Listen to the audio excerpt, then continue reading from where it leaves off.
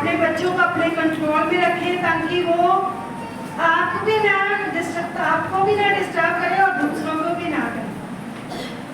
स्वागत है आप सबका परमेश्वर की पवित्र हजूरी में, स्पिरिचुअल चर्च साइंस एंड मंडल में, आत्मिक चर्च जिन चमत्कारों की उसमें क्या आपका स्वागत है। परमेश्वर का वचन कहता है हम जो कुछ भी करते हैं परमेश्वर की महिमा के लिए करते हैं, उसके सुसमाचार के लिए करते हैं, उसकी राज्य की बढ़ोतरी के लिए करते हैं। कि जैसे कि वचन में लिखा हुआ कि जो रोमियो की पत्री उसका 12 अध्याय कि यहाँ पर ये वचन लिखे हुए कि जो जिसको काम मिला हो वो क्या ईमानदारी के साथ, उत्साह के साथ हर एक काम को क्या पूरा करता चला जाए। यहाँ पर लिखा है 7 वचन से हम पढ़ेंगे, यदि सेवा करने का दान मिला हो तो सेवा में लगा रहे, यदि कोई सिखाने वाला हो तो सिखाने में लगा रहे, जो उपदेशक हो वह उपदेश देने में लगा रहे, और दान देने वाला उदारता से दे, जो अगुवाई करे वह उत्साह से करे, जो दया करे वह हर्ष से करे। हालेलुया। रोमियो की पत्री पेज नंबर 222, क्योंकि परमेश्वर का वचन कहता है जो जिसको सेवा दी जाती है वो क्या उदारता के साथ और खुशी के साथ और आनंद के साथ, वफादारी के साथ उसको क्या पूरा करे। हालेलुया।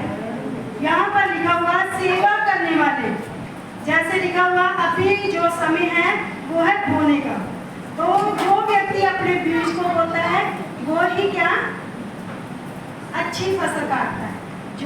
जिन्होंने अपने खेतों में अच्छे से हल बुआई करके, जहाँ कईयों ने बाजरा, कईयों ने मक्की, कईयों ने तिल लगाए, कई मार आते हैं, ऐसे चीजें, तो जो अच्छे से हलवाई करके बीज को बोता है वो बहुत आयु से काटता है। हालेलुया। तो कितने जन जानते हैं कि हम जब हमें समय मिला है कि हम परमेश्वर के काम के लिए, उसके सुसमाचार के लिए बोएं, अपने हाथ को, अपनी मुट्ठी को खोलें, तो लिखा हुआ परमेश्वर उनको ब्लेस करता है, परमेश्वर उनको देखता है। कि अगर हम एक विधवा की कहानी के देखें सुसमाचार में, जब प्रभु यीशु मसीह वहां पर बोल रहे थे कि जो भी दान देना चाहेगा वो ऑफरिंग बॉक्स में क्या डालता चला जाए, और प्रभु यीशु मसीह दूर खड़े होकर देख रहे थे कि कौन कितना डाल रहा है। लेकिन जो कंगाल विधवा थी वो उसने अपनी, शायद हो सकता है चुन्नी के पल्ले में बांधे हो, और उसने खोले जो 2 तमड़ियाँ, जो इस समय हो सकता है 2 रुपये, जो 2 तमड़ियाँ उस समय में वो 2 रुपये जो होते थे बहुत ज़्यादा होते थे।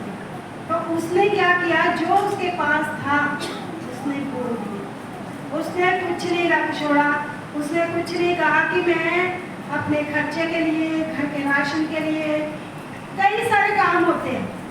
अगर जो जीवित इंसान है उसको बहुत सारे काम होते हैं, बहुत सारी बातें होती हैं, लेकिन उसने एक भी बात उनमें से नहीं सोची कि मैं क्या करूं, कुछ रख छोड़ूं। और वो कंगाल थी और विधवा भी थी, उसका सिर पे पति भी नहीं था, हो सकता उसके बच्चे भी हों, ऐसा जिक्र नहीं किया गया, लेकिन ऐसा बताया गया कि जो कुछ उसने बोया प्रभु यीशु मसीह ने यही कहा सबसे बढ़कर इस स्त्री ने बोया जो कि कंगाल विधवा है। और देखो, अगर हम कहें कि उसकी गवाही आज भी दी जाती है, उसकी टेस्टमनी जो हमारे लिए क्या है, उसके लिए जो थी आशीष का कारण, और आज हमारे लिए भी क्या है, आशीष का कारण होती है। और लिखा है दान देने वाला, लास्ट में लिखा 8 वचन में, लास्ट में देखो, अगर हम परमेश्वर का प्रचार करने वाले हैं तो हम अपना काम ईमानदारी से करते हैं, चाहे हमें कोई भी कह सकते ना, बहाना नहीं, कहीं भी अगर जाना हो, बच्चे साथ लेके जाना हो, कुछ भी हो, तो हमें कोई बहाना नहीं। हम अगर परमेश्वर के लिए काम कर रहे हैं तो हर समय हम खड़े। लिखा हुआ कि कौन तैयार है, हम हमेशा तैयार रहते हैं। अगर हमें कोई शनिवार को भी कॉल करे कि हम हमारे घर में आए, या कुछ भी है, ऐसी प्रॉब्लम चल रही है, तो हम शनिवार को भी जाते हैं। शनिवार को वैसे हम जाते नहीं, क्योंकि तब कई बार कलीसिया के लोग आते हैं, कई बार अपने घर के काम बहुत होते हैं, सब काम करने होते हैं, इसलिए। तो लिखा हुआ है 8 वचन में, दान देने वाला उदारता से दे, जो अगवाही करे वह उत्साह से करे। अगर हम किसी को वचन देते हैं, उत्साह के साथ देते हैं, और उसकी बढ़ोतरी के लिए हम क्या, जो वचन उसको देते हैं उत्साह से, उसकी बढ़ोतरी के लिए, यदि वो पूरा करता है तो परमेश्वर की आशीष उसके ऊपर। वो कभी भी परमेश्वर की आशीष को वो जो बंदा बोल रहा है वो कभी नहीं रोक सकता, यदि आप एक एक नियम को पूरा करते हैं।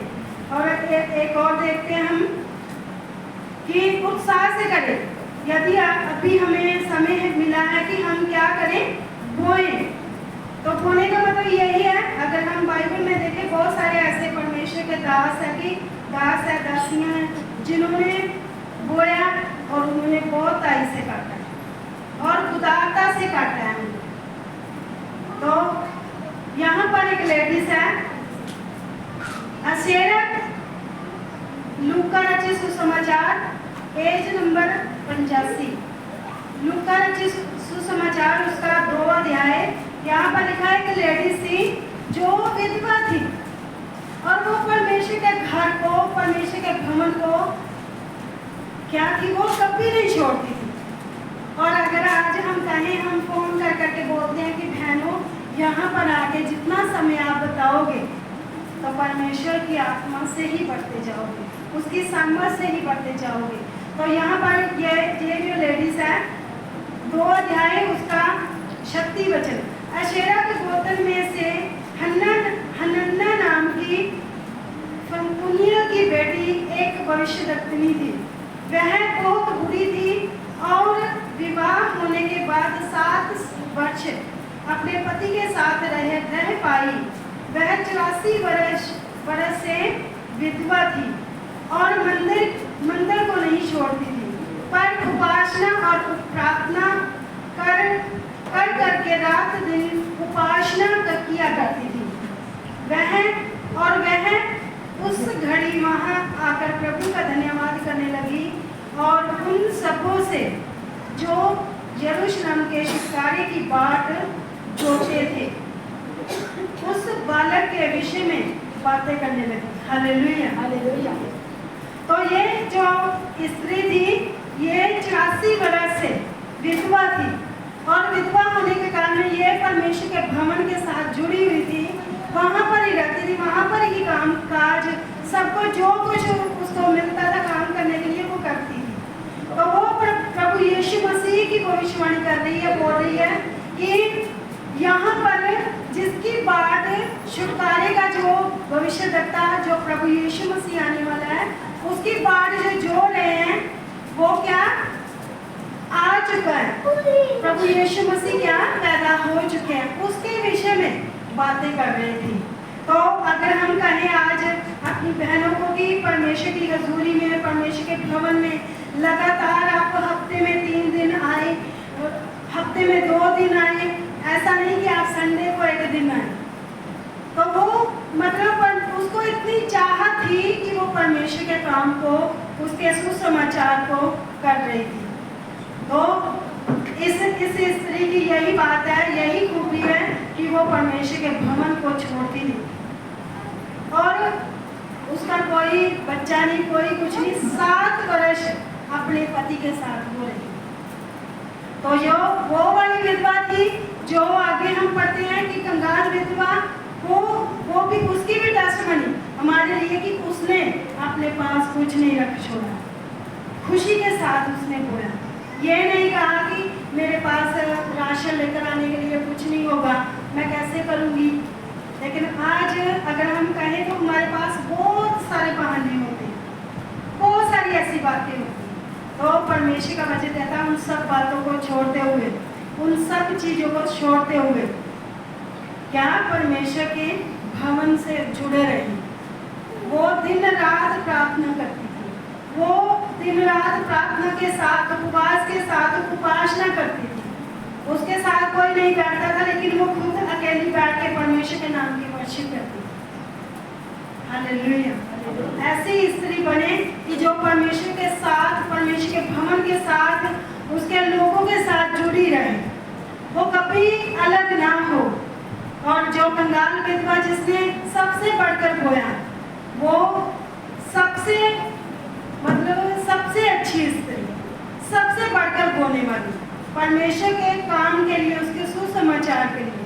अगर आज हम कहें तो हम में से जो जन भी बोता है वो बढ़ती में से बोता है, जो उसके पास बचा होता है उसमें से थोड़ा बोता है, लेकिन वो बहुत रख छोड़ता है। तो सोचो, उसने ऐसा नहीं सोचा। तो परमेश्वर का वचन कहता है हम जो कुछ भी करते हैं परमेश्वर की महिमा के लिए, उसके सुसमाचार के लिए, उसके राज्य के लिए, हमने मेहनत कोड के साथ खड़े होना। तो जो जन अपनी कमाई के 10वें हिस्से को बो रहे हैं, सबसे पहले अपने टाइट को ऊंचा उठाएं, जैसे वचन में लिखा हुआ है कि मलाकिया 3 की 10 में सारे दशमांश भंडार में ले आओ कि मेरे भवन में क्या रहे, भोजन वस्तु रहे। ऐसा करके मुझे परखो कि मैं आकाश के झरोखे खोलकर तुम्हारे ऊपर अपरंपार आशीष की वर्षा करता हूँ कि नहीं। ऐसा करके बोलता है परमेश्वर, मुझे परखो। और जो जन अभी तक अपने टाइट को नहीं बो रहे, कोशिश करें, शुरू करें, अंगीकार करें, निर्णय लें कि मैं परमेश्वर अपनी कमाई के, चाहे वो कितनी भी हो, उसमें से टाइट को, 10वें हिस्से को मैं बोऊंगी। और यदि हम कहें कि आगे 11 वचन में लिखा है कि नाश करने वाले को वो तुम्हारे लिए क्या करेगा, गुड़केगा, डांटेगा। यदि हम वचन को पूरा नहीं कर रहे तो वो कैसे डांटेगा। हालेलुया। जब हम वचन को पूरा करते हैं तब हमारे जीवन से एक एक करके, जैसे भजन भी है कि एक एक करके वो गमियों को निकालता है, तो उसी प्रकार जब हम अपने टाइट को, अपने 10वें हिस्से को, अपने स्पेशल बीज को, और जहाँ हम अपनी ऑफरिंग को बोते हैं, तो परमेश्वर एक एक करके हमारे जीवन से वो कमियां निकालता जाता है। चाहे वो दुष्ट आत्मा का हो, चाहे वो पेट का रोग हो, चाहे वो कोई भी बीमारी हो, चाहे वो सर्वाइकल हो, कोई भी रोग हो। वचन में लिखा, जब प्रभु यीशु मसीह नाना प्रकार के लोगों को उनके रोगों को, नाना प्रकार के रोगों को क्या कर रहे थे, चंगा कर रहे थे। परमेश्वर ने कोई भी रोग उनके बीच में नहीं रख छोड़ा कि कोई रोग उनके बीच में रहे। तो यदि आप लोग चाहते हैं कि हम फाइनेंशियली भी हमारी ग्रोथ हो, हम फाइनेंस में भी बड़े, पैसे में भी बड़े, काम काज में, घर में बरकत, सब कुछ हो, तो परमेश्वर का वचन कहता तुम सारे नियमों को पूरा करो। सबसे पहले संडे वर्शिप नहीं छोड़ो। दूसरा, अपने टाइट को, अपनी कमाई के 10वें हिस्से को बोना शुरू करो। तीसरा, स्पेशल बीज कोई भी हो वो परमेश्वर आपकी तंगी को तोड़े। और चौथा यही कि अपनी धन्यवाद की भेंटों को अपने घर में ऐसी व्यक्ति बनाओ कि वहाँ पर हर रोज आप प्रेयर के लिए बैठो। आप वो हो, अपने बीज को बो। जरूरी नहीं वो फाइनेंस का बीज हो, आपकी प्रार्थना का बीज भी हो, आपके उपवास का बीज भी हो, आपकी बाइबल पढ़ने का बीज भी हो। ये सारी बातें यदि आप पूरी करते हैं तो परमेश्वर कहता तुम्हारे लिए आकाश के झरोखे खोल दूंगा। तुम्हारे लिए आकाश के झरोखे तब भी खुलेंगे यदि आप परमेश्वर के वचन को पूरा करते हैं। मेरे लिए मैं बोलती हूँ, झरोखे नहीं खुले, परमेश्वर ने द्वार खोले मेरे लिए। मैं ऐसा रिसीव करती हूँ और सचमुच खोले हुए मेरे लिए। जैसे यहाँ पर खिड़कियाँ बोला है कि आकाश के झरोखे तो छोटे छोटे होते, लेकिन द्वार, मेरे लिए द्वार खोले हुए परमेश्वर। कौन कौन चाहता है मेरे लिए द्वार खोला जाए? जो जन चाहता है मेरे लिए द्वार खुले। जैसे वचन में लिखा, खटखटाओ तो ढूंढो तो तुम पाओगे, मांगो तो तुम्हें दिया जाएगा, खटखटाओ तो तुम्हारे लिए खोला जाएगा। यदि आप खटखटाएंगे, बोएंगे, तब भी आपके लिए होगा, ऐसे नहीं होगा। और वो शायद टेस्टिमनी भी है, हमने बीते दिनों में दी हुई है कि जो लोग अपने 10वें हिस्से को अपनी कमाई के हर मंथली बोल रहे हैं वो ब्लेस भी होंगे। हालेलुया। अपने सबसे पहले अपने टाइट को ऊंचा उठाएं, बोले परमेश्वर से, प्रभु टाइट तेरा है, तेरे लिए पवित्र ठहरे। सामर्थी परमेश्वर तेरा धन्यवाद मेरे राजा। हम जितने भी जन अपने टाइट को ईमानदारी से बोले मेरे परमेश्वर, वो कभी टाइट ना रहे मेरे परमेश्वर, वो कभी भी तंगी में ना रहे। उनके लिए फाइनेंशियली ग्रोथ होती जाए मेरे परमेश्वर, उनके लिए फाइनेंस के दरवाजे खुल जाए मेरे परमेश्वर, उनके लिए डिवाइन हेल्पर खड़े हो जाए मेरे परमेश्वर। तेरा धन्यवाद, धन्यवाद मेरे परमेश्वर। जितने भी जन धन्यवाद की भेंटों को, जितने भी शुक्रनामों को, जितने भी पिता परमेश्वर स्पेशल बीजों को बोल रहे मेरे परमेश्वर, जो ऑनलाइन भी बोलते हैं मेरे परमेश्वर, उन सभी को तेरे सामर्थ्य हाथों में देती हूँ परमेश्वर। तेरा मसा उन्हें ब्लेस करे, तेरी सामर्थ उन्हें ब्लेस करे मेरे परमेश्वर। तेरा मसा उन्हें बढ़ाता चला जाए मेरे परमेश्वर, उनके फाइनेंस के रास्ते खुलते चले जाए मेरे परमेश्वर।